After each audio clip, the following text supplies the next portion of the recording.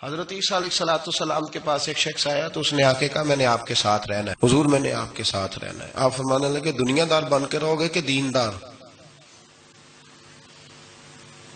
کہنے لگا جی میں دیندار بن کے رہوں گا۔ فرمانے لگے دنیا کی طلب نہ کرنا ورنہ میری صحبت میں نہیں رہ سکو۔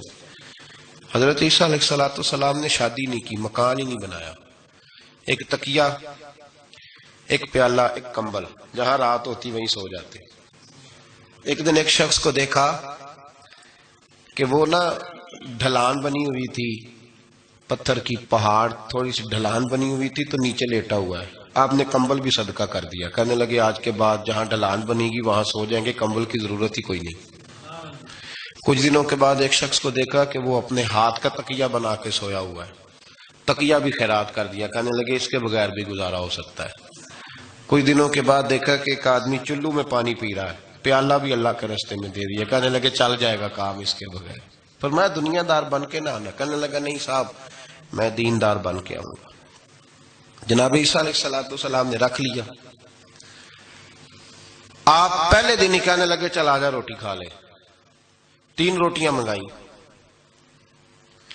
اس کو ساتھ بٹھایا، فرمانے لگے میں تو ایک کھاؤں گا، تو کتنی کھائے گا؟ کہنے لگا جی میں بھی ایک ہی کھاؤں گا۔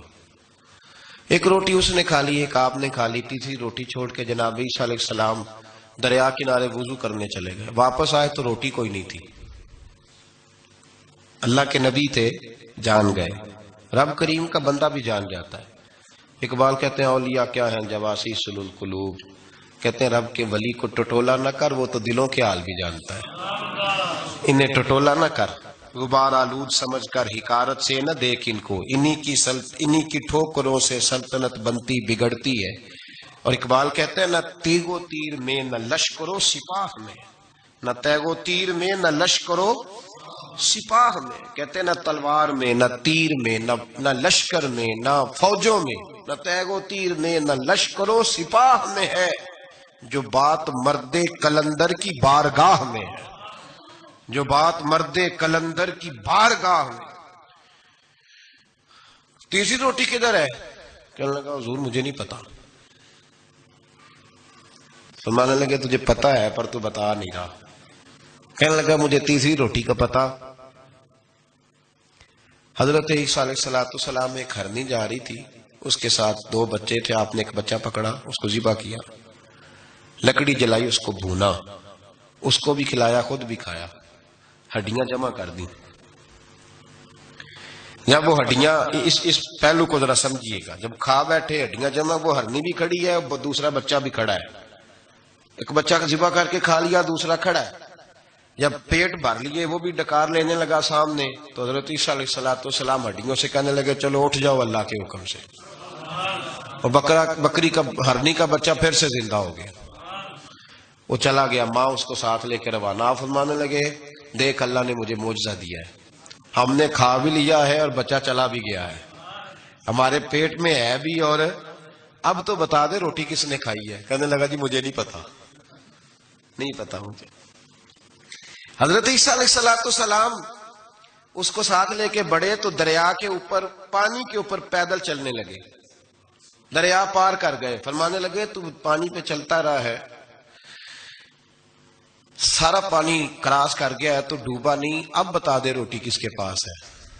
کہنے لگا نہیں پتا، مجھے پتا۔ اللہ اکبر، کیا خوب لفظ کہہ گئے سجادہ نشین حضرت پیر میر علی شاہ صاحب رحمت اللہ علیہ، بے قدرہ کچھ قدر نہ جاتی، کھیتی خوب تسلی ہو، اے دنیا دار پجاری زردے کتےاں دے گل ٹلی ہو۔ سارا دریا اتنا بڑا دیکھتے ہیں لوگ جو آتے ہیں نا درویشوں کے پاس، بڑے رنگ دیکھتے ہیں پر بدلتے نہیں، رنگ بڑے دیکھتے ہیں پر اپنے آپ کو تبدیل، او بانج فقیروں کسے نہیں مارے آئے ہوئی چور اندر دا ہو، دیکھتے بڑا کچھ ہے بدلتے نہیں۔ نہ بدلا، حضرت عیسیٰ کہنے لگے منوا کے میں بھی چھوڑوں گا، تو مانے گا۔ آپ نے ریت کٹھی کی، ریت 3 حصوں میں ریت جمع کر لی، اور پھر اس پر کچھ پڑھ کے پھونکا تو وہ سونا بن گئی۔ 3 ڈھیریاں تھی ریت کی، پھونکا تو سونا بن گئی۔ آپ فرمانے لگے یہ سونا تیرا، ایک ڈیری تیری ایک میری اور تیسری اس کی جس نے تیسری روٹی کھائی ہے. کہنا جی میں ہی کھادی, میں نہیں کھائی. یہ تیسرا اس کا حصہ جس نے تیسری, کہنے لگا میں نہیں کھائی ہے, مان گیا. ذرا بات کو سمجھے, پانی پہ پیدل چلا ہے پر مانا, دنیا دار ہے نا, مانا نہیں. بکری کا ہرنی کا بچہ زندہ ہوتا دیکھا ہے پر مانا, دنیا قابو آنے لگی ہے تو مان گیا ہے. کہنے لگا جی میں نہیں کھائی ہے. فرمایا او بھلے مانس, تجھے کہا تھا دنیا داری نہ کرنا, تجھے جناب عیسیٰ کی صحبت ملے گی, پر تو ایک روٹی پہ رہ گیا.